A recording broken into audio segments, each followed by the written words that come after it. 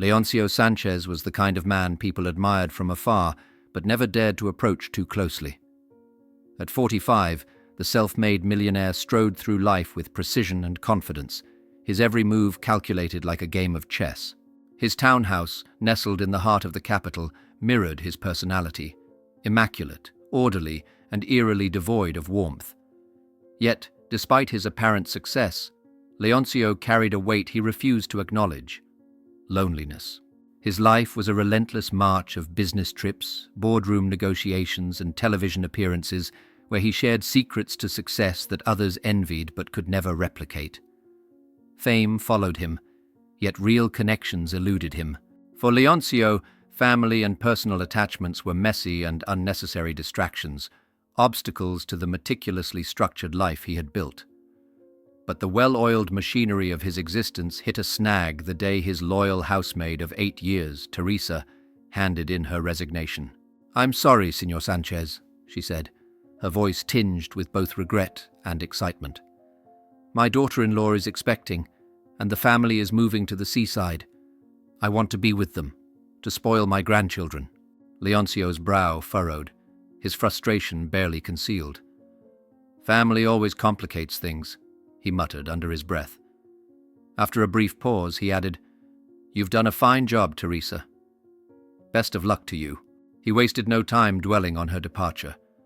Instead, he summoned his secretary, Sylvia, to find a replacement.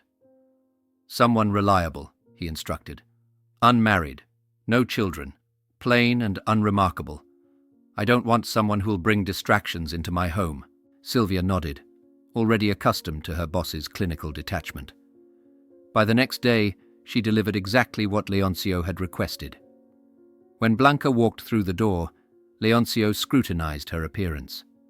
Modest grey sweater, knee-length black skirt, and simple glasses framing shy blue eyes. She was unassuming, perhaps even timid. "Perfect," he thought. "Your duties are straightforward," Leoncio explained curtly. "Clean meticulously. Change the bedding every other day. Dust everything, including the glass cabinets and plants, daily. And one more thing. At the end of your work, wear white socks and walk through the rooms. If the socks remain spotless, you may leave. Otherwise, clean the floors again. Understood?" Blanca nodded, her voice barely above a whisper. "Yes, Señor Sanchez." She seemed almost too obedient, too quiet. Leoncio's instincts stirred, a blend of skepticism and curiosity. "Let's see if she's as perfect as she appears," he thought. The next morning, Blanca arrived promptly and began her tasks with the precision of someone desperate to prove herself. Leoncio observed her briefly from a distance before heading to his office. There, he unlocked one of his safes, transferring bundles of money from one to another. He left one safe slightly ajar, a few bills carelessly scattered, and turned on the hidden surveillance camera. "If she's truly honest, this won't tempt her," he muttered, a sly smirk playing on his lips. 2 days later, Leoncio returned from a business trip. The house was immaculate, floors polished to a gleam, not a speck of dust in sight. Even the bathroom had been restocked with new toiletries. Impressed yet wary, he made his way to his office. Letting out a tired sigh, Leoncio slumped onto the couch and rewound the surveillance footage. He fast-forwarded through hours of mundane activity, Blanca sweeping, dusting, organizing papers. She moved with care and efficiency, her actions almost robotic. But just as he was about to dismiss her as perfectly harmless, something caught his eye. Blanca, dressed in her street clothes, re-entered the office late in the afternoon. She hesitated in the center of the room, her gaze flitting between the bookshelves and the open safe. What's she up to now? Leoncio leaned forward, his eyes narrowing. On the screen, Blanca approached the bookshelf and pulled out what looked like a book. But it wasn't a book. It was a photo album. She flipped through the pages hurriedly, her fingers trembling slightly. "Why is she interested in that?" Leoncio muttered, his irritation growing. Then, to his shock, Blanca paused on a particular page, pulled out a photograph, and slipped it into her pocket. She glanced around nervously before leaving the room. Leoncio's blood boiled. A thief? Or worse, a spy? He felt betrayed, angry, and oddly intrigued. What could this shy, unassuming girl possibly want with an old photograph? His mind raced with theories. Could she be a journalist? A paparazzi trying to dig up dirt on me? His jaw tightened as he replayed the footage, searching for more clues. By the time he slammed the laptop shut, his course of action was clear. Tomorrow, I'll confront her. No more games. But beneath his fury, a tiny ember of curiosity burned. Who was Blanca, really? And what story did that stolen photograph hold? The next morning, Blanca arrived as usual, her demeanor as calm and timid as ever. Leoncio, however, was a storm waiting to be unleashed. He spent the early hours pacing in his office, replaying the scene from the surveillance footage in his mind. When Blanca finished her cleaning and was preparing to leave, he called her into his office. "Blanca, sit down," he said, his tone sharp and commanding. Blanca hesitated but obeyed, clutching her hands tightly in her lap. "Yes, Señor Sanchez." Leoncio leaned forward, his intense gaze boring into her. "I know what you did." Blanca's face turned pale. I don't understand." "Don't lie to me," he snapped, slamming a hand on the desk. "There's a camera in this office. I saw you take something, a photograph, from my album. What were you planning to do with it? Sell it to the tabloids? Blackmail me?" Tears welled up in Blanca's eyes. She opened her mouth to speak but faltered, her voice trembling. "It's not what you think. I wasn't going to sell it or blackmail you. I swear." "Then explain," Leoncio demanded, his voice cold and unyielding. Blanca took a deep breath, her gaze dropping to her lap. "The photograph. It's of you and my mother." Her words hit Leoncio like a physical blow. He froze, unable to process what he'd just heard. "Your mother," he repeated, his voice barely above a whisper. Blanca nodded, tears streaming down her cheeks. "Yes. She told me my father was gone, but I always felt there was more to the story. I found her old diary, and it mentioned you, Leoncio Sanchez. When I saw your name in the job listing, I knew I had to meet you, to know if it was true." Leoncio's mind raced. Memories of a woman with fiery red hair and sparkling blue eyes flooded back to him. "Your mother. What's her name?" "Lorde," Blanca replied softly. The name sent a jolt through Leoncio's chest. Lorde, his first love, the woman he had once planned to marry. A whirlwind of emotions surged within him, anger, disbelief, and a flicker of hope he couldn't suppress. "You're lying," he said, shaking his head. "This is some kind of elaborate scam. Do you know how many people try to take advantage of me?" "I'm not lying," Blanca cried, her voice breaking. "Why would I go through all this trouble just to deceive you? Look at the photograph. Look at her face and tell me I'm lying." "You're lying," he said, shaking his head. "This is some kind of elaborate scam. Do you know how many people try to take advantage of me?" "I'm not lying," Blanca cried, her voice breaking. "Why would I go through all this trouble just to deceive you? Look at the photograph. Look at her face and tell me I'm lying." The drive to Lorde's house was tense and silent. Leoncio gripped the steering wheel tightly, his mind replaying the events of 2 decades ago. He had loved Lorde deeply, but their relationship had ended abruptly. The wounds of that time, thought long healed, were now being ripped open. Blanca sat beside him, her hands clasped tightly in her lap. She stared out of the window, her heart pounding. She had dreamed of this moment for years, but never imagined it would be so fraught with tension. When they arrived, Leoncio was struck by the quaint charm of the house. It was modest yet welcoming, with a garden blooming in vibrant colors. Blanca led the way, unlocking the door with a spare key. "Mom, I'm home," she called out. "Blanca," came a voice from the living room. "You're back early. Is everything okay?" Leoncio's breath caught in his throat as Lorde stepped into view.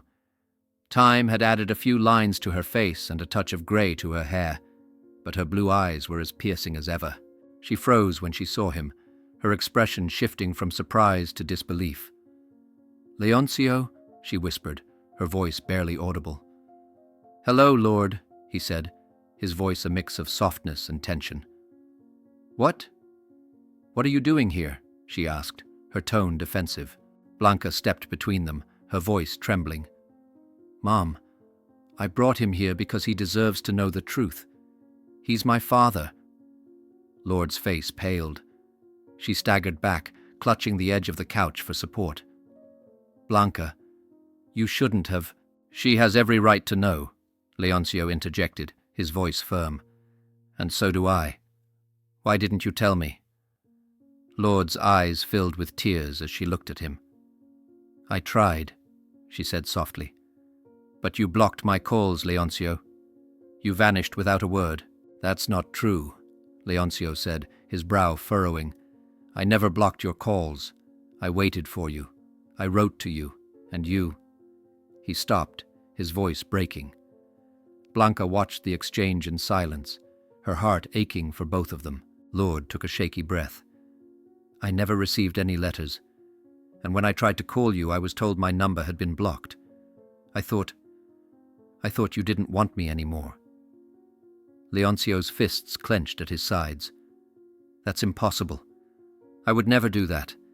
Someone must have—" His voice trailed off as realization dawned.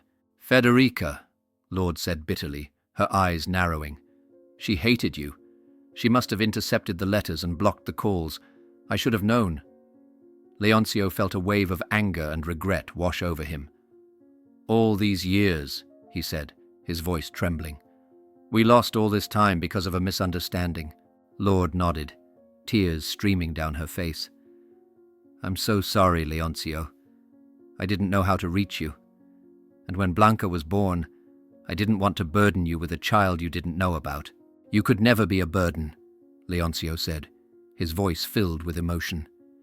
He turned to Blanca, his eyes softening. "And neither could you." Blanca's lips quivered as she stepped closer. For the first time, Leoncio reached out and pulled her into a hug. "I'm sorry I wasn't there," he said, his voice breaking. "But I'm here now, and I'm not going anywhere." As they embraced, Lorde watched with a mixture of relief and longing. The pain of the past still lingered, but for the first time in years, hope flickered in her heart. The silence in the room was deafening as Leoncio pulled away from Blanca, his hands still resting on her shoulders. His mind churned with emotions, regret, relief, and anger, blurring together like a storm. Lorde's voice finally broke the quiet. "Leoncio, I didn't tell you everything back then.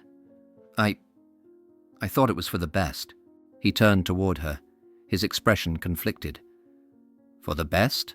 he repeated, his tone edged with disbelief. "Do you have any idea what it was like for me? I waited for you, Lorde. I planned our life together. Then you vanished without a word. How was that for the best?" Tears shimmered in Lorde's eyes. "I thought you abandoned me. After you blocked my number, or so I thought. What else was I supposed to believe? I was pregnant and scared. I had no one else to turn to." Blanca, standing between them, looked from her mother to Leoncio. "We can't change what happened," she said softly, her voice trembling. "But maybe we can try to fix it now." Leoncio nodded slowly, the weight of the moment pressing down on him. "You're right," he said, his voice steadier. He looked at Lorde, his gaze softer now. "But I need to know everything. No more secrets, no more misunderstandings. Why didn't you try to find me after Blanca was born?" Lorde hesitated, her hands twisting nervously. "I was ashamed," she admitted. "I thought you'd moved on, that you had no interest in me or the child. And then, my parents were pressuring me to forget you. They said you'd never come back, that I should focus on raising Blanca alone." Leoncio clenched his fists. "They had no right to make that decision for me." "I know," Lorde whispered, her voice breaking. "But I wasn't strong enough to fight them. I tried to be the best mother I could." Blanca stepped forward, placing a hand on her mother's arm. "And you were, Mom. But I always felt like something was missing. That's why I had to find him." Leoncio's heart ached as he looked at his daughter. For years he'd poured himself into his work, chasing success to fill the emptiness inside him. Now, standing before Blanca and Lorde, he realized what he'd been missing all along. "I want to make up for lost time," he said, his voice firm. "For both of you. But I can't do it alone." Lorde wiped her tears and met his gaze. "Neither can I. But maybe we can try together?" The days that followed were a whirlwind of emotions and adjustments. Leoncio visited Lorde and Blanca frequently, each meeting peeling back another layer of the years they had lost. One sunny afternoon they gathered in the garden. Blanca brought out a tray of lemonade, her nervous energy barely contained. "Dad," she said hesitantly, the word feeling both foreign and comforting on her tongue. "I have a question." Leoncio turned to her, his expression gentle. "Anything." "Why did you stop believing in love?" she asked, her voice quiet but probing. Leoncio sighed deeply, his gaze drifting toward the horizon. "Because I thought it only brought pain," he admitted. "When I lost your mother, I told myself that focusing on my career was the only way to protect myself. But now I see that I was wrong. Love isn't something to fear, it's something to fight for." Blanca smiled, her heart swelling with a mix of joy and hope. Lorde, sitting beside him, reached for his hand. "It's not too late, Leoncio," she said softly. "We can still build something meaningful, for Blanca and for us." For the first time in years, Leoncio allowed himself to hope. He squeezed her hand, the touch grounding him. "I'd like that," he said sincerely. But rebuilding wasn't easy. Lorde still carried scars from the past, and Leoncio struggled to balance his demanding career with his newfound family. Blanca, too, grappled with her emotions, torn between happiness and the lingering pain of what could have been. One evening, as they sat around the dinner table, Leoncio spoke up. "I want to do something for both of you," he said. Blanca raised an eyebrow. "What do you mean?" "I've been thinking," he continued, "about how much time we've lost. I can't change the past, but I can give us a future. I'd like to take you both on a trip, a chance to reconnect, away from everything else." Lorde tilted her head, intrigued. "Where would we go?" "Anywhere you want," Leoncio said, a small smile tugging at his lips. "Someplace special, a new beginning for all of us." Blanca's eyes lit up. "That sounds amazing." As they discussed destinations, laughter filled the room, a sound that had been absent from all their lives for far too long. For the first time in years, Leoncio felt a sense of completeness, a realization that success meant nothing without the people you love. The trip, however, was only the beginning. Leoncio knew there were still hurdles to overcome, but with Lorde and Blanca by his side, he felt ready to face whatever came next. And as the evening wore on, with the stars shining brightly above, Leoncio made a silent vow. He would never let them slip away again. A few days later, Leoncio stood before the grand window in his office, staring at the bustling city below. The view had always given him a sense of power, but today it felt hollow. The whirlwind of emotions from reuniting with Lorde and discovering Blanca had left him shaken, but determined. There was one final piece of the puzzle he needed to address. Federica. He picked up his phone and dialed Sylvia.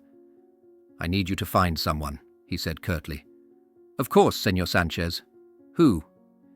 "Federica, Lorde's sister," Leoncio replied, his voice steady but tense. "I don't care how long it takes. Find her." Within hours, Sylvia called back. "We've located her, sir. She lives in a small town a few hours away." Leoncio's jaw tightened. "Prepare the car." The drive was long, but Leoncio's mind raced the entire way. What had Federica gained by tearing him and Lorde apart? Had it been jealousy? Spite? He needed answers. When the car stopped in front of a modest house, Leoncio stepped out and took a deep breath. His knock was firm, echoing through the quiet neighborhood.